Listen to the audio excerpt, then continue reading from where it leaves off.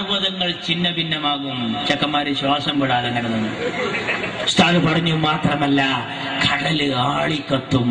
ബേജാറാകഞ്ഞെവിടെങ്കിലും പോണം.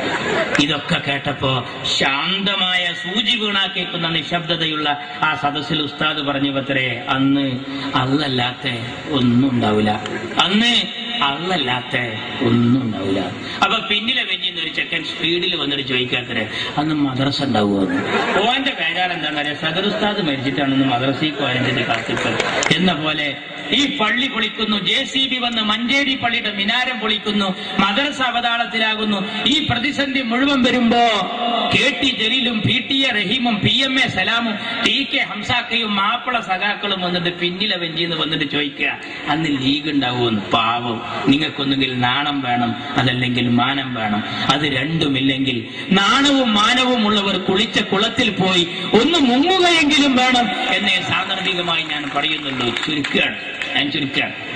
കേരളത്തിൽ ഭരണം കൊണ്ട് പൊറുതിമുട്ടിയ നിങ്ങൾക്ക് അടുത്ത തെരഞ്ഞെടുപ്പിൽ ചാൻസ് വരാനിരിക്കുന്നു അല്ലേ? ഇങ്ങനെ വിലക്കയറ്റം രൂക്ഷമായ ഒരു കാലഘട്ടത്തിന് മുമ്പുണ്ടായിട്ടുണ്ടോ?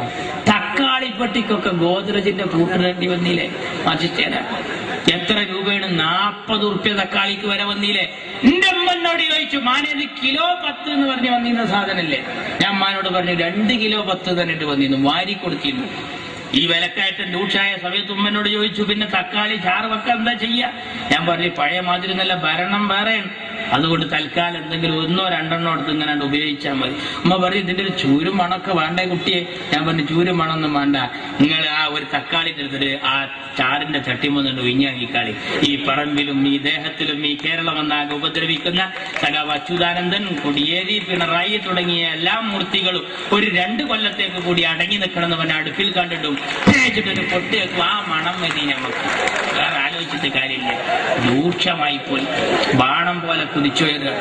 ഞാൻ ചോദിക്കുന്നു, മാറ്റിച്ചേരാ ഇങ്ങനെ കറണ്ട് കട്ടുണ്ടായ ഒരു കാലഘട്ടം ഉണ്ടായിട്ടുണ്ടോ? ഞങ്ങളെ ഭരണത്തിൽ കറണ്ടിന് ചാർജ് കുറച്ചു എന്ന് മാത്രമല്ല എമർജൻസി മുഴുവൻ കേടുന്നു. കാരണം എന്താ? ഉപയോഗിക്കായിട്ട്. എന്നാ ഇപ്പോഴത്തെ സ്ഥിതി എന്താ? രാവിലെ കറണ്ട് പോണ്, ഉച്ചക്ക് കറണ്ട് പോണ്, വൈകുന്നേരം കറണ്ട് പോണ്, എന്നിട്ട് കറണ്ട് കട്ട് യശാമാരിവിന്റെ ഇടയിൽ. മാർച്ചിച്ചാർ ഇതിൽ യഥാർത്ഥത്തിൽ കട്ട് ഏതാ? രാവിലെ പോയതാ, ഉച്ചക്ക് പോയതാ, വൈകുന്നേരം ഏതാണോ ഇതിൽ യഥാർത്ഥത്തിൽ കട്ട്? പണ്ട് ഒരു ഡോക്ടറെ അടുത്ത് നല്ല തടിയനായ ഒരുത്തനും പോയിട്ട് പറഞ്ഞു, ഡോക്ടർ അവിടെ ഇവിടെയൊക്കെ ഒരു വേദന ഉണ്ട്. ഡോക്ടർ പരിശോധിച്ചിട്ട് പറഞ്ഞു, ബേജാറാകണ്ട, ഭക്ഷണം ഒന്ന് നിയന്ത്രിച്ചാൽ മതി. ഡോക്ടർ എഴുതി കൊടുത്തു, രാവിലെ 2 ഇഡ്ഡലി, ഉച്ചക്ക് 1 കോരി ചോറ്, വൈകിട്ട് 2 കപ്പ് കഞ്ഞി. ഇത് കേട്ട് ഈ സാധു ആകെ മൊത്തം നോക്കി. രാവിലെ 2 ഇഡ്ഡലി, ഉച്ചക്ക് 1 കോരി ചോറ്, വൈകിട്ട് 2 കപ്പ് കഞ്ഞി. പുറത്തേക്കിറങ്ങി. തീറ്റപ്രിയനായ ഇയാൾക്ക് സംശയം തന്നില്ല. വാതിൽ മുട്ടി. ഡോക്ടറുടെ അടുത്തേക്ക് തലട്ടിട്ട് ചോദിച്ചു, ഡോക്ടർ രാവിലെ 2 ഇഡ്ഡലി, ഉച്ചക്ക് 1 കോരി ചോറ്, വൈകിട്ട് 2 കപ്പ് കഞ്ഞി എന്ന് നിങ്ങൾ ഈ പറഞ്ഞത്, ഇത് യഥാർത്ഥത്തിൽ ഭക്ഷണത്തിന്റെ മുമ്പ് അതാ ശേഷം? അതിനുള്ള ഭക്ഷണം മാറ്റിത്തരാ. രാവിലെ കറണ്ട് പോണ്, വൈകുന്നേരം കറണ്ട് പോണ്. എന്താ സ്ഥിതി? ആലോചിക്കണം സുഹൃത്തുക്കളെ. ഇവർക്ക് കഴിയില്ല. മാറ്റിക്കാർ റോഡൊന്ന് നന്നാക്കിക്കൂടെ? എന്റെ മുനീർ സാഹിബ് ആ റോഡ് നന്നാക്കിയപ്പോഴാണ് ഒരു വിദേശി വന്നിട്ട് ചോദിച്ചത്, ആരാണ് ഇവിടുത്തെ പൊതുമരാമത്ത് മന്ത്രി? ആ റൂമിൽ അതാ അനക്സിന്റെ വാതിൽ മുട്ടി. സൂര്യപ്രഭ പോലെ അത്തോളിയിലെ മുത്ത് സിയച്ചിന്റെ പുന്നാരമോൻ മുനീറിന്റെ കടന്നു വന്നു. ആ വിദേശി പറഞ്ഞത് കേക്കണം ലീഗ് വിരോധികൾ ആരെങ്കിലും ഉണ്ടെങ്കിൽ. എന്താ വിദേശി പറഞ്ഞത്? മോനെ മുനീറെ, നിന്റെ മുഖം പോലെ സുന്ദരമാണ് നാഷണൽ ഹൈവേ. മാറ്റിച്ചേരാ മോനെ മുനീറെ, എന്റെ മുഖം പോലെ സുന്ദരമാണ് നാഷണൽ ഹൈവേ. സഖാവേ, മുനീർ സുന്ദരനാ, ഓ വല്ലാത്തൊരു സംഭവമാണ്. അതേമാതിരി ഒന്ന് എന്റെ കൂട്ടത്തിലുണ്ടെങ്കിൽ എത്ര നന്നായിരുന്നു. ഇപ്പൊ ഈ മാറ്റിച്ചേരോട് ചോദിച്ചു നോക്കാണ്, എന്താ സഖാവേ റോഡ് നേരാക്കാത്തത്? മഴല്ലേ മഴ. അപ്പൊ സഖാവേ എപ്പോഴും കറണ്ട് കട്ടാണല്ലോ. മഴ വേണ്ടേ മഴ. ഏതാ വിശ്വസിക്കുക മക്കളെ? ഒന്ന് ആലോചിച്ച് നോക്കൂ. ഇങ്ങനത്തെ ഒരു ഭരണം കേരളത്തിൽ ഇതിന് മുമ്പ് വന്നിട്ടുണ്ടോ? ഏതെങ്കിലും രംഗത്ത് മെച്ചെന്ന് പറയാണ്ടോ? ഞാൻ ചുരുക്കുന്നു സുഹൃത്തുക്കൾ, ഒരൊറ്റ കാര്യം പറയാം.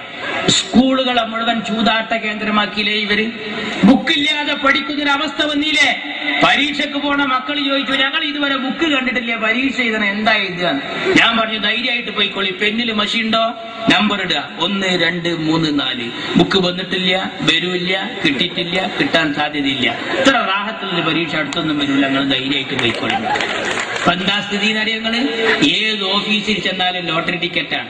പഞ്ചായത്ത് മെമ്പർ എന്ന നിലയിൽ കുറ്റിപ്പുറത്ത് ഞാൻ ഈ തെങ്ങ് തടം തുറക്കുന്നതിനും വളത്തിനൊക്കെ എന്റെ നാട്ടുകാർക്ക് എഴുതി കൊടുത്തു. ഇത് പാസ്സായി കൃഷി ഓഫീസിൽ നിന്ന് വളം വാങ്ങാനും കാശ് വാങ്ങാനും സബ്സിഡി വാങ്ങാനും ഈ തള്ളാനൊക്കെ പോയി. അപ്പൊ ഈ സാധുക്കൾക്കും കൊടുത്തു. ഇതൊന്ന് ഒരു തള്ള നല്ല സന്തോഷത്തിൽ ഇന്നെ വന്നിട്ട് ടൗണിൽ വന്നിട്ട് പറഞ്ഞു, പൊന്നാരമാൻ എന്നെ റബ്ബ് നേരാക്കട്ടെ, എന്നൊക്കെ ജയിപ്പിച്ചത് ഒരു കാര്യത്തിൽപ്പെട്ടിന്റെ കുട്ടിയെ ഇത് എവിടുന്നാ മാറുക. തള്ളന്റെ വിചാരം 2000-ന്റെ ഒറ്റോട്ടാച്ചിട്ട് പോയ ലോട്ടറി ടിക്കറ്റാണ്. ലോട്ടറി ടിക്കറ്റാണ്. ഒന്ന് ആലോചിച്ച് നോക്കൂ. ഓഫീസിൽ മുഴുവൻ ലോട്ടറി ടിക്കറ്റ്. സ്കൂളിലേക്ക് കൊടുത്തിരിക്കുന്നു സ്പോർട്സ് ലോട്ടറി, സാന്ത്വനം ലോട്ടറി, ലക്ഷം വീട് ലോട്ടറി, മാഷ്മാരെ കയ്യിലൊക്കെ ലോട്ടറി. വരാന്തേ കൂടിയ ഇന്നത്തെ കേരള, ഇന്നത്തെ കേരള, ഇന്നത്തെ കേരള. ഇങ്ങനെ എല്ലാ ലോട്ടറി നഷ്ടത്തിലായപ്പോ സ്കൂളിലേക്ക് കൊടുക്കുക. അങ്ങനെ നഷ്ടം വന്ന ഖാദി ബോർഡ് നഷ്ടത്തിലാന്ന് അറിഞ്ഞപ്പോഴാ മന്ത്രി ഓർഡർ ഇട്ടു. അച്യുതാനന്ദൻ ഉടനെ അതിന് ശരിയിട്ടു. എന്തായിരുന്നു ഓർഡർ? പഞ്ചായത്തിലേക്ക് വന്നു. രക്ഷിതാക്കളെ എതിർപ്പുകൊണ്ടപ്പോ വരാത്തത്. എന്തായിരുന്നു അത്? ഖാദി ബോർഡ് നഷ്ടത്തിലാന്ന് പറഞ്ഞപ്പോ 2 ദിവസം ഖദർ വസ്ത്രം യൂണിഫോമായി സ്കൂളിൽ ധരിക്കണം. നോക്കാൻ നിങ്ങൾ നഷ്ടം വന്നതൊക്കെ സ്കൂളിലേക്ക് കൊടുക്കുക. ഇങ്ങനെ പോയാൽ ആ ദിനേശ് വീടി നഷ്ടത്തിലായ എന്താകും സ്ഥിതി? ഹെഡ്മാഷ് പോയി 2 ബണ്ടല് വീടി വാങ്ങിക്കൊണ്ടിരും, സ്കൂളിലാണ്ട് കൊടുക്കും. അങ്ങനെ നമ്മളൊക്കെ സ്കൂളിന്റെ അടുത്ത് പോയി നോക്കിയാൽ കാണാം 7 ബിന്നും 8 സിന്നും 50 എഫ് എന്നൊക്കെ ഒരു പുക ഇങ്ങനെ കൊണ്ട്. എന്താ സംഭവം എന്ന് ചോദിച്ചാൽ, ഈ പീരീഡ് ദിനേശ് പീഡിയ മക്കളെ കുടി പോയിട്ട് 5 വക്തിലും തോരുന്നോളി. Beverage corporation നഷ്ടത്തിലാകാതിരിക്കട്ടെ. അതും കൂടി നഷ്ടത്തിലായ നമ്മളെ മക്കളൊക്കെ കാട്രായി അടിച്ച് വരണ വരവൊന്ന് ആലോചിച്ചോക്കാൻ. ഒരു ഭരണം എന്തിനു പറ്റും? പാടത്തും പറമ്പിലും പാടുപെട്ട് പണിയെടുക്കുന്ന പട്ടിണിപ്പാവങ്ങളെ പല തവണ പലതും പറഞ്ഞ് പറ്റിച്ച പാരമ്പര്യമുള്ള പാർട്ടിയായ ഈ കമ്മ്യൂണിസ്റ്റ് പാർട്ടിയെ ഒരു പാഠം പഠിപ്പിക്കാൻ പാണക്കാട്ട തങ്ങളും പാണ്ടിക്കടവത്ത് കുഞ്ഞാലിക്കുട്ടിയും നയിക്കുന്ന ഈ പടയണിക്കൊപ്പം നിൽക്കുക. അള്ളാഹു അനുഗ്രഹിക്കട്ടെ. അസ്സലാമു അലൈക്കും. ജയ് മുസ്ലിം.